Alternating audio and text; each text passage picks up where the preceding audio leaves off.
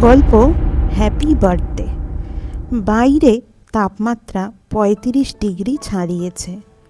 পুরনো এই বাড়িটায় বহুদিন ধরে রাতে কেউ থাকে না, তাই ইনভার্টারের ব্যবস্থাও নেই। কারেন্ট চলে যাওয়ায় সূচি তাই বাইরের লাল বারান্দাটায় এসে বসেছিল। মৌটুসি আর শালিকের হুইসল যেন কাউকে গাছের পাতার ফাঁকে ওদের খুঁজতে বাধ্য করবে। কিন্তু বছর ২১ সূচি উদাসীন। কেউ যেন মাটির পৃথিবী থেকে ওকে আলাদা করে দিয়েছে হঠাৎ। কদিন আগেও সদ্য কলেজ পাশ করা সূচি বন্ধু বান্ধবীদের সঙ্গে উড়ে বেড়াতো। সে আর চুপচাপ গম্ভীর, নিজের কেরিয়ার নিয়ে যেন জীবনের থেকেও বেশি উন্মুখ হয়ে পড়েছে। গতকালই ওর পছন্দের ইউনিভার্সিটিতে অ্যাপ্লিকেশন করার লাস্ট ডেট ছিল, কিন্তু ও করেনি। করেই বা কী হবে? ও যখন পড়তেই পারবে না, বরং ওই সিটটায় অন্য কেউ পড়তে পারবে। মা বাবা যখন সূচিকে এ বাড়িতে আসতে বারণ করেছিল, তখন সূচি বিষণ্ণ হেসে বলেছিল, ধরো আমি বহু দূরে যদি পড়তে যেতাম, তাহলে তো আমায় তোমরা বহুদিন দেখতে পেতে না। সেটাই এখন অভ্যেস করো। বাড়িটা সূচিদের পৈতৃক বাড়ি। আম, কাঁঠাল, নারকেল, লিচু আরও অনেক গাছের ছায়ায় ঘেরা। সূচির জন্মের আগে এই বাড়িটার পেছনে নাকি একটা পুকুরও ছিল। কোনো কারণে ওটাকে বোঝানো হয়েছে। সূচির বাবা বছরে দুবার এসে বাড়িটা পরিষ্কার পরিচ্ছন্ন করে যান। তাছাড়া বছরে একবার ওরা ৪ জন আর ওর পিসিরা ৩ জন এ বাড়িতে কয়েক ঘন্টার জন্য এসে আনন্দ করে চলে যায়।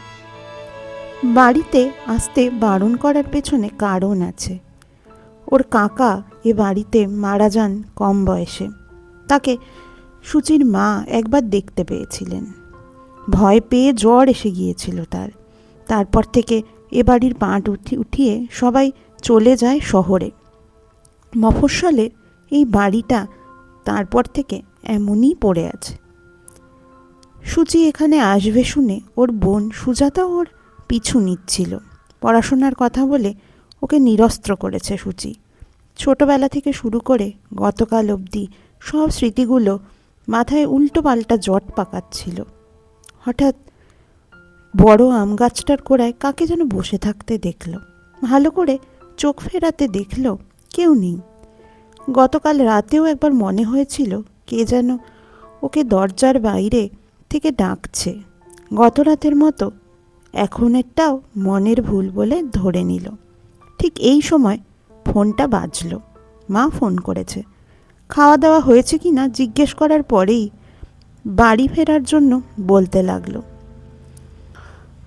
সূচি তোমরা ভালো থেকো বলে ফোনটা রাখার সময়ই ওর মনে হলো ওর পেছন থেকে কেউ যেন চলে গেল। এখন আর কিছুতেই ভয় নেই সূচির। কদিন আগেও রাস্তা পার হতে ভয় পেত সূচি। আর মাত্র 2 দিন হাতে সময় আছে সূচির। তারপরেই জীবন শেষ তার। অন্যান্য বছর এমন দিনে বাড়িতে কত হুল্লোড় চলত। কিভাবে ওর জন্মদিন পালন হবে এই নিয়ে কত প্ল্যানিং হতো।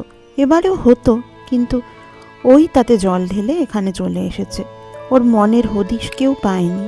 এবার জন্মদিনে মায়ের গয়না পরবে বলে আলমারি খুলে সেসব নিয়ে বসেছিল। তখনই আলমারির কোণায় একটা হলুদ কাগজ নজরে এলো সূচির। ওটা দেখার পর থেকেই এই অবস্থা হয়েছে। কাগজটা ছিল ওর জন্মকুষ্ঠির। সেখানে লেখা অনেক কিছুই মিলে গেছে ওর জীবনে। যেমন 10 বছর বয়সে ওর হারিয়ে যাওয়ার কথা লেখা আছে সেখানে। সত্যিই 10 বছরে এক মেলায় ও হারিয়ে গেছিল কিছুক্ষণের জন্য। তারপর 15 বছরে ওর নাম ডাক হবে। সত্যি প্রতি বছর মোটামুটি রেজাল্ট করে ক্লাসে উঠলেও মাধ্যমিকে স্কুলের মধ্যে হঠাৎ প্রথম হওয়ায় নাম ডাক হয়েছিল বই কি। এতটা দেখে বেশ আনন্দ পেয়েছিল সূচি। তারপর দেখল হলুদ ছক্কাটা পাতার শেষের লাইনে লাল কালিতে লেখা 'একবিংশতে জীবনের সমাপ্তি'। কিছুক্ষণ কাগজটা হাতে ধরে দাঁড়িয়েছিল সূচি নিষ্পন্দভাবে। তারপর ভেবেছিল বিশ্বাস করার কোনো কারণই নেই এসব। কিন্তু সেদিন সারা রাত ঘুমায়নি সুচির। আকাশ পাতাল ভাবতে ভাবতে হঠাৎই মনে পড়ল একটা কথা। ওর আগে পিসি একদিন বলেছিল, কুষ্ঠিতে লেখা দিনেই তো সুদর্শন মারা গেল। এ কথাটা পাশের ঘর থেকে শুনেছিল সুচি। সুদর্শন ওর কাকার নাম ছিল। কথাটা মনে পরেই ঠিক করলো মরতে হলে পুরনো বাড়িতেই ভালো, নয়তো সবাইকে আবার বাড়ি পাল্টাতে হবে ওর জন্যে। কাকা কিভাবে মারা গেছিলেন সে কথা নিয়ে বাবা মা কেউ কিছু বলেনি কখনো। কিন্তু কারণ যাই হোক, এটাই প্রমাণিত কুষ্ঠিতে লেখা কথা সত্যিই মিলে যায়। রাতে আর খেতে ইচ্ছে হলো না সুচির।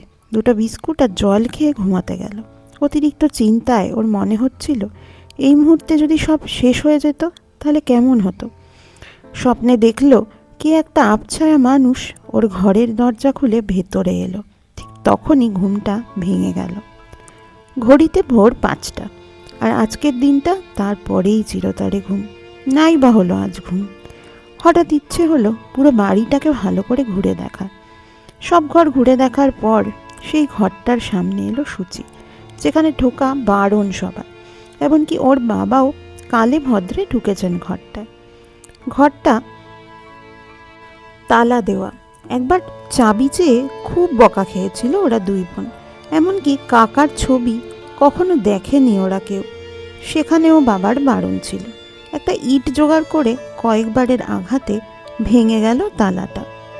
ঘরটা অন্ধকার, ধুলোময়। জানলাগুলো খুলে দিতে ঘরে চাঁদের আলো এলো। বেশ বড় জানলা। জানলার ওপারেই বোধহয় পুকুর ছিল। পুকুর বুঝিয়ে দিলেও বোঝা যায় ওখানে আগে পুকুর ছিল, কারণ 3 দিন আগের বৃষ্টির জল এখনো জমে আছে জায়গাটায়। দেয়ালে ঝোলানো অনেকগুলো গ্রুপ ফটো। একটা ফটো 3 ভাই বোনের, অনেক ছোটবেলার ছবি। তার পাশেই একজন অপরিচিতের ছবি, সুচির। বুঝতে বাকি রইল না যে এই ওর কাকা। কিন্তু ছবিটা এত চেনা লাগছে কেন বুঝতে পারল না সুচি। হঠাৎ ভয়ে ওর বুকটা ফাঁকা হয়ে গেল। এ তো গতকাল বিকেলে গাছে হেলান দিয়ে বসে থাকা লোকটা। দৌড়ে ও ঘর থেকে বেরিয়ে গেল সুচি। বারান্দায় এসে বসল। বাড়িতে একটা ফোন করলো। অনেকক্ষণ ধরে মায়ের সাথে কথা বলল। গতকাল তেমন কিছু খাওয়া হয়নি, তাই পাউরুটি টোস্ট বানিয়ে খেয়ে নিল। 2বার আগুনে ছ্যাঁকাও খেলো। তখনই একটা কথা মাথায় এলো সুচির। এই রাতটা পেরোতে না পেরোতেই জীবন যখন শেষ হয়েই যাবে, তখন ভয় কিসের? হয়তো কাকা ওকে কিছু বলতে চায়, বা আর কয়েক ঘন্টা পর ও একই জগতের বাসিন্দা হবে বলে কাকার দেখা পাচ্ছে। 7-5 ভেবে সন্ধ্যাবেলাতেই কাকার ঘরে গেল সুচি। বড় জানলাটার বাইরে পূর্ণিমার চাঁদ দেখা যাচ্ছে। সেই আলোর দিকে চোখ গেল সুচির। তখনই কানে ভেসে এলো ডাক, সুচি, এদিকে আয়, বস। ঘরের মাঝখানের খাটটার যেখানে চাঁদের আলো পড়েছে সেখানে আলো আধারিতে বসে সুচির কাকা। তখন একটু একটু ভয় করছিল সুচির, যা কোনো দিনই কেউ স্বপ্নে কল্পনা করতে পারে না। তার চোখের সামনে দেখে সুচি ভয়ে আড়ষ্ট হয়ে গেল। তারপর সামনের চেয়ারে বসে পড়ল। সুদর্শন বলতে শুরু করলেন, তুই এতক্ষণে জেনে গেছিস আমি তোর কাকা, সুদর্শন বসু।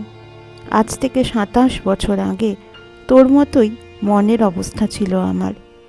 তোর মতোই একটা হলুদ কাগজ খুঁজে পেয়েছিলাম আমিও, আমার কোষ্ঠী। সেখানে লেখা প্রতিটা কথা আমার জীবনের সাথে মিলে যাচ্ছিল এক এক করে। তখন আমার বয়স 19। জীবনে আনন্দ উদ্দীপনা উছলে পড়ছে। কিন্তু ওই কাগজে লেখা একটা কথা আমার সব শেষ করে দিল। ওখানে লেখা ছিল 20 বছর বয়সে পড়ার আগেই আমার মৃত্যু নিশ্চিত। কথাটা যেদিন জানতে পারি তখনও 20 বছর পড়তে বাকি 7 দিন। না খেয়ে না ঘুমিয়ে ওই 7 দিনে আমি তখন মৃতপ্রায়। বাড়ির কেউ বুঝতে পারেনি আমার মনে কি চলছে। শেষে কিভাবে জীবন যাবে ভাবতে ভাবতে ক্লান্ত হয়ে 20 বছরে পড়ার 2 ঘন্টা আগেই ওই খোলা জানলা দিয়ে ঝাঁপ দেই পুকুরে। যে ভয় করে সাঁতার শিখিনি কখনো, সেখানে শব্দ পেয়ে দাদা আমাকে উদ্ধার করে হাসপাতালে নিয়ে যায়। জানিস, পরদিন সকালে মাত্র 20 বছরে পদার্পণ করার পর আমাকে পৃথিবী ছাড়তে হয়। প্রাণ যাওয়ার কিছুক্ষণের মধ্যে আমার কোষ্ঠী যে বানিয়েছিল তার কাছে যাই আমি। জানতে পারি কোনো ব্যক্তিগত কারণ এসে রেগেছিল আমার বাবার ওপর, তাই প্রতিহিংসা চরিতার্থ করতে কয়েক বছর পর সুযোগ পেয়ে আমার কোষ্ঠী বানিয়েছিল। আসলে এসব বানানোর ক্ষমতা ছিল হয়তো প্রাচীন মুনি ঋষিদের। এখনকার মানুষেরা সব ভণ্ড, লোভী।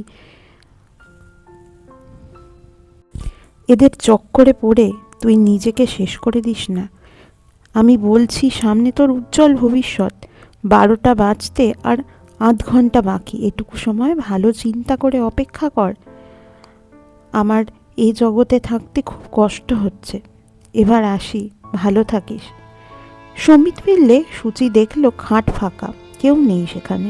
ঘর থেকে বেরিয়ে এলো সুচি, মোবাইলে দেখলো আর 20 মিনিট বাকি, তখনও 12টা বাজতে।